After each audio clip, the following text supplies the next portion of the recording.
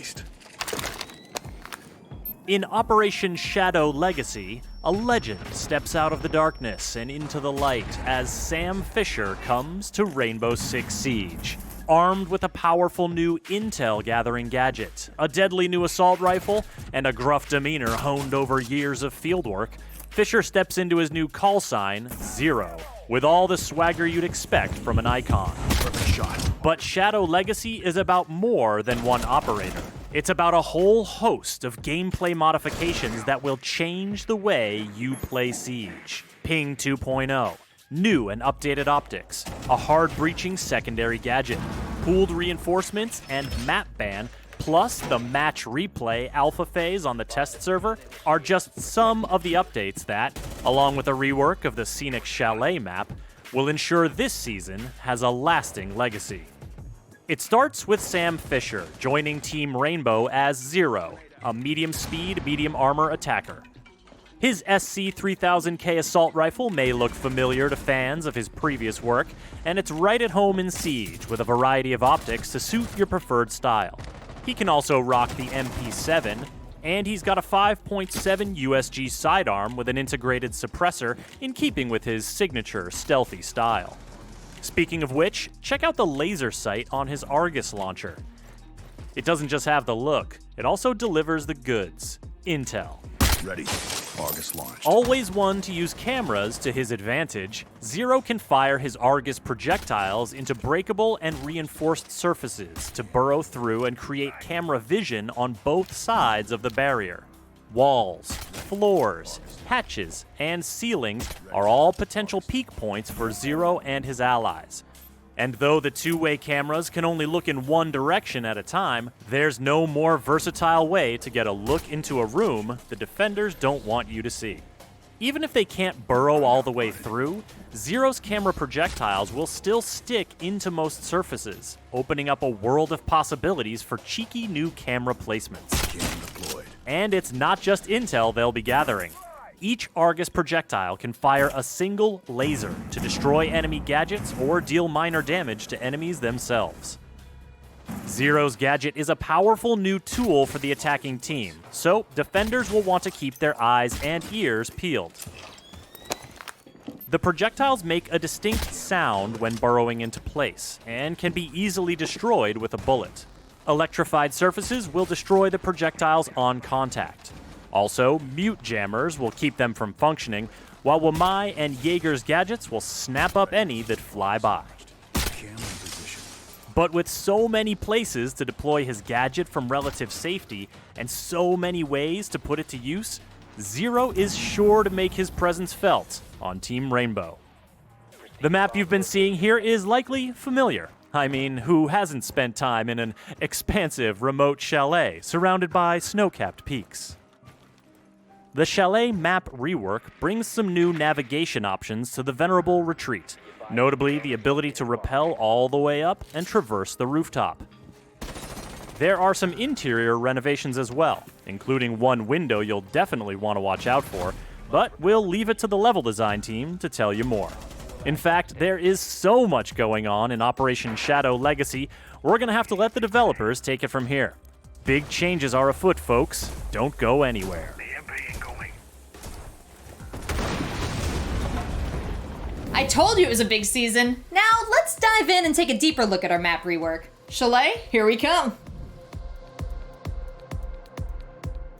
Coming back to Chalet was really exciting, and it brought me back to my earlier years playing Rainbow Six, going through the woods with my squad, going towards the objective. And that's the same kind of feeling I have right now when I look at Chalet. Things we wanted to improve was the objective, making it a bit more fair on attack, and on defense, making it a bit more interesting. The way you attack the map now is completely different than before, simply because we added rappels in the map. You can move on the roof, that's completely different. The way you get line of sights into rooms and stuff, it's a simple thing, but for the map, like, it changes the whole dynamic. The only big change, I guess, in objective location is that trophy is not an objective anymore. So now you have kitchen and dining instead of having trophy, because we added the new stairs in trophy. So the basement is pretty much all there. Only for one major difference, which is something new, is that we connected the hallway that people call blue. From the stairs you can go to the hallway and into cellars. Cellar, we made it a bit different to help a lot of the defenders. So the garage door is a really cool way to attack the objective, and we didn't really want to change it too much. The only thing we did is add a window right above the garage door, making it so defenders can peek through the window and put pressure, and it just makes it so the gameplay is a bit more interactive during this phase of the attack, instead of just being the attackers opening the wall and that's it. Operation Shadow Legacy marks the first time recruiting a known operator into Team Rainbow. Let's see what it takes to bring a legend like Sam Fisher into Siege.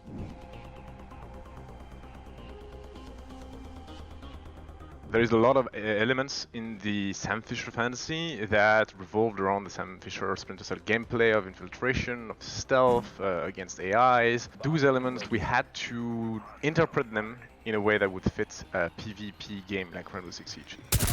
We're bringing this camera intel aspect, the fact that Sam has more intel than his opponent, that he can outsmart them. So that was the first step, trying to get an intel tool on attack for Sam that would feel interesting.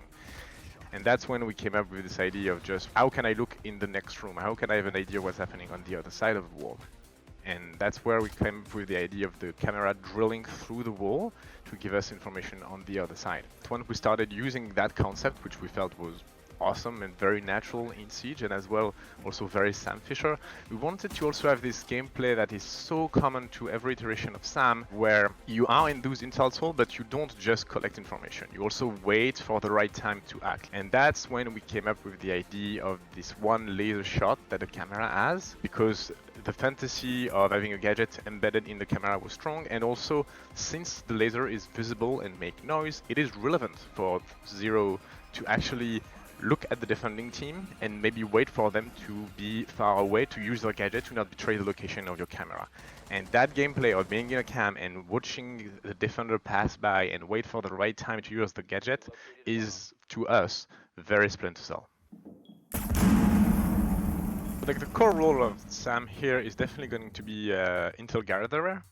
And as a result, one of the parties thrives very much, like he's really good at flank watching. Flank watching is really a strong suit. At the same time, we made a kit for him that would allow him to get rid of a lot of utilities. Defending team does not have access to IQ, so we could not afford to have those cameras being as subtle as Valkyrie, for example, and we had to make them more visible. So when they land, they make a distinct thud. They are bigger than a Valkyrie cam, they are a very distinctive shape, like a decal around it, so if you look for it as a defender, you should be able to find it. And it might be difficult to catch them with a regular mute jammer. Mute jammer are efficient at catching drones because you can funnel them through doors, drone holes, etc. So it's a pretty great way to go around a mute mode setup, for example. It is still a projectile. Jaeger and Wamai will interact with it just the same, which, depending on how you see things, might be a counter to Zero himself or to Wamai and Jaeger based on how much utility you bring. We're bringing a new weapon, and not just any new weapon. We're bringing the ST3000K, which is for us the iconic weapon of Splinter Cell. You're gonna recognize it right away by like the way it looks, the way it feels, and yeah, it's pretty great. It's definitely for us part of the Splinter Cell package, and it was really enjoyable to have that. But we didn't stop there. Like, we wanted to give you an option that would come maybe at a surprise and something very enjoyable for our community, and that would fit with what we see in this character, and that option is the MP7. This time with magnification.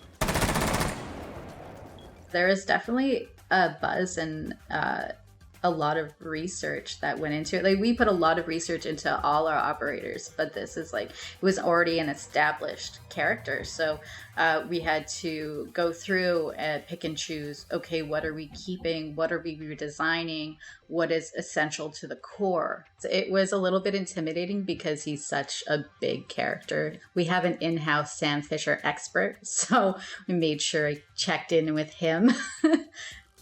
pretty much every step of the way. So Sam Fisher's new codename Zero, it's a sign of respect.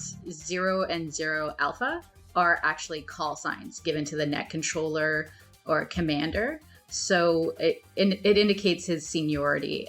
Harry is a psychologist. He doesn't have that military experience that Sam does. And coming in as an instructor, he's going to teach the rest of the guys a thing or two. So he's our first member of the ROS, Rainbow Operational Staff. My headcanon is always just Sam Fisher sitting in the back of the room with a coffee. He just doesn't say anything. He just looks at you and then walks away. Just pure judgment.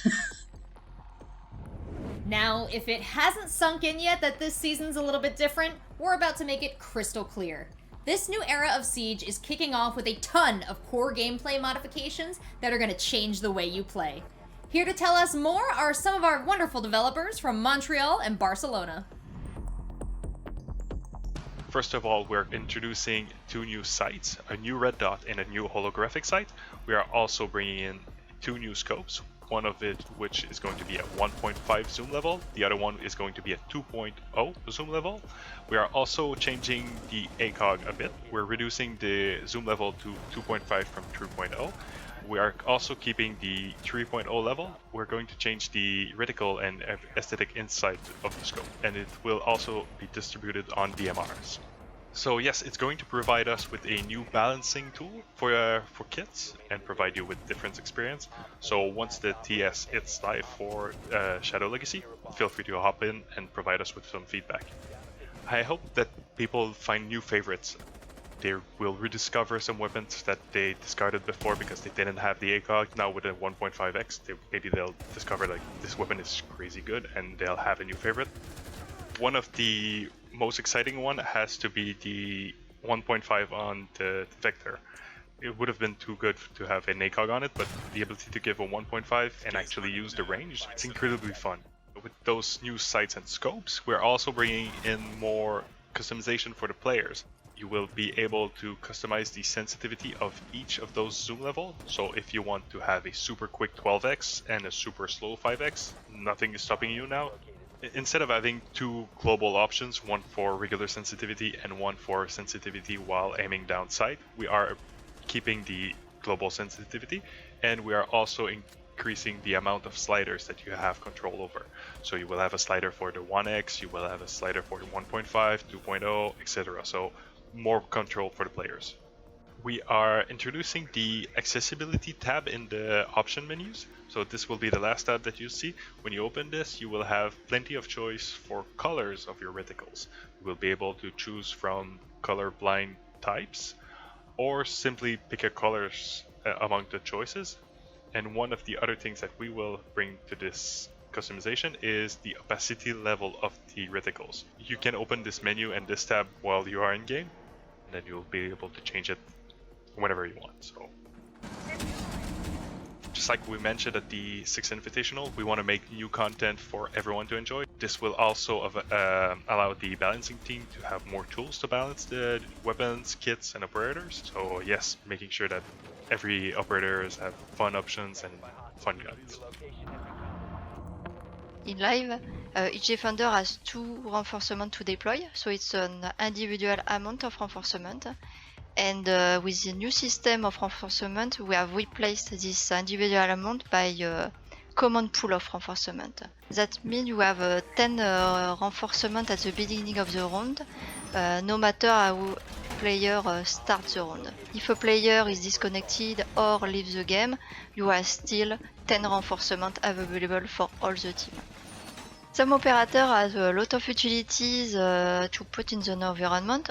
So now operators that are less to do during the preparation phase can focus on the reinforcement, for example. Roamers can reinforce more than 2 hatches. It's globally, even in a PvE, for the Protector stage, we have implemented also the reinforcement pool. Improvement of the preparation phase is still an important axe for us, and we will continue to work on that in the future. Right now we have only European, but with new pin system, you just have to pin the gadget, and there was an icon tells you which gadget is there. So when you pin enemy gadget, you will be able to also reveal operator's identity on top of the screen. You can also pin your own gadgets. So this is useful for every level of the player, because let's say you pick the mute, and you will be able to pin your own gadget to tell other players that I put mute gadget on this location. It's gonna be available on observation tool too. So you will be able to pin from camera and drone. We simply added number on arrow pin assigned to each player. So it's gonna be 1 to 5. This will be decided at the beginning of a match, and you will keep until the end of the match.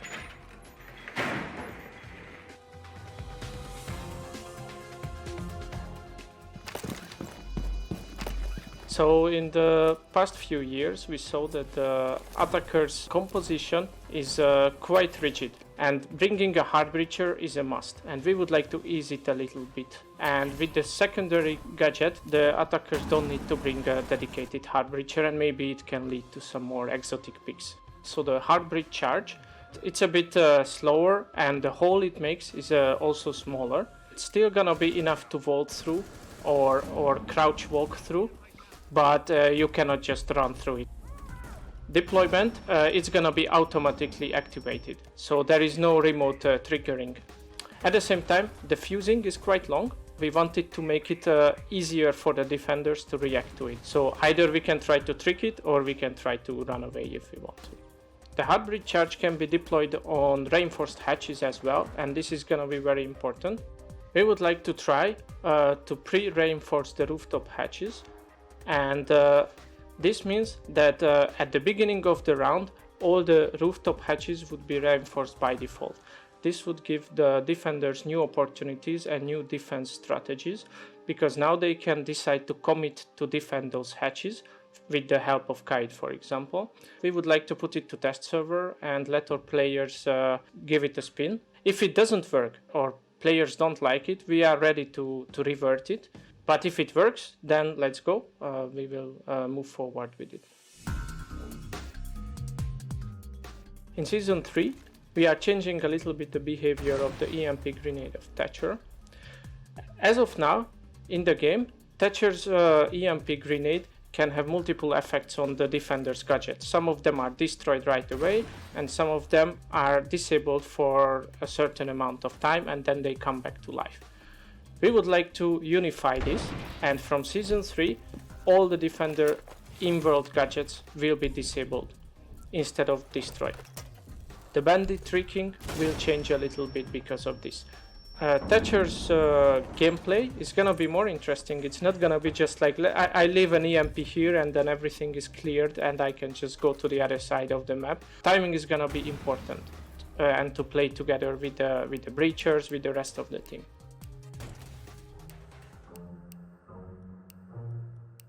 We would like to give the agency to the players to influence what maps they are playing or what maps they don't want to play. This will reduce the frustration of the player who doesn't want to play this certain map, and also can even lead to sometimes toxic behaviors of rage quitting. We will introduce first in the ranked and unranked playlists, and in the future we might add it to other playlists as well. There will be 3 maps generated randomly from the playlist map pool, and each team can vote to ban one of those. And at the end, what is not banned, they will play that one. Or in case there is both team is voting for one map and there is 2 possibilities, then a random choice will be taken between the 2 maps. 2 long-awaited words are taking a step closer to reality this season: match replay.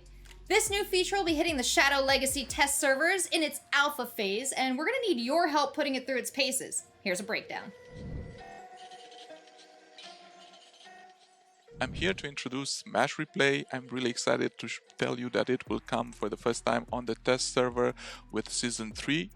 Match Replay, it's a system that records your last played games. You will have the possibility to store up to 12 games that will be stored locally, and you will be able to find it in the new section of the game that will be called Watch. You just have to click on it and it will start automatically. You will start from the perspective of the spectator. So you will be able to see the map and the players from the top view. But I think even more interesting it will be that you will have access to each player view. Regardless if it was your teammate or if it was your enemy, you will be able to see all the points of view, which is pretty exciting, and can't wait to see the reaction of everyone. The challenge for us actually, and always has been, is to make sure that it's a very reliable system in terms of what you're actually doing in the game. It's actually replicated really accurate in the match replay also. Right now it's an alpha version. This is because we are aware there is still a lot of work to do. And you will see that by your own when you will test it on the test servers. Just go, try it and see how it is, because I'm very sure you will get pretty excited as I am. You will be able to see everything that happened in the game, and we also need your feedback to see how we can improve this feature even better.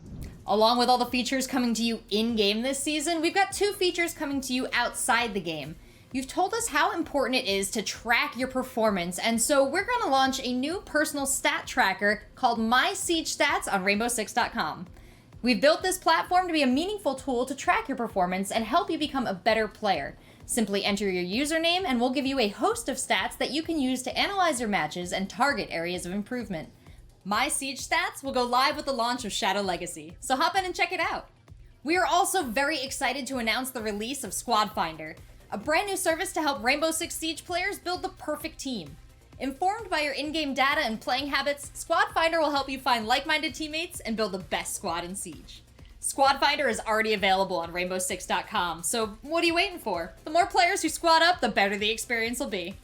Now that we reached the end of the show, I hope you're as excited as we are for all the new content coming to Siege. The Shadow Legacy test server on PC goes live tomorrow, August 17th, and we've got a free week coming to Siege from August 27th to September 4th. So if you've got some friends who haven't had a chance to play yet, it's a great time to get them involved. Thanks so much for watching. Let's get back to the action.